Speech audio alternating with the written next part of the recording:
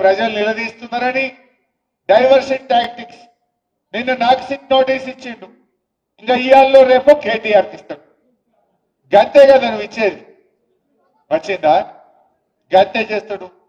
ఎందుకంటే కేటీఆర్ గారు ఒకవైపు గట్టిగా నిలదీస్తుండు, ఇంకొక వైపు నేను అడుగుతా ఉన్నా, సమాధానాలు లేవు. నీ బొగ్గు కుంభకోణంలో నీ బామ్మర్దికే నువ్వు సాయం చేసినావు, నీ సంగతి ఏంటంటే దాని మీద సమాధానం లేదు. సిట్ నోటీసులు పంపుతుండే ఇక ప్రేమలేఖలు. భయపడతాం అనుకుంటున్నావా?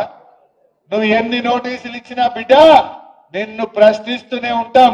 మహాలక్ష్మి ఇచ్చేదాకా అడుగుతాం, రైతు రుణమాఫీ అడిగేదాకా అడుగుతాం, నువ్వు అవ్వాతాతలకు 4000 ఇచ్చేదాకా అడుగుతాం, నువ్వు తులం బంగారం ఇచ్చేదాకా అడుగుతూనే ఉంటాం.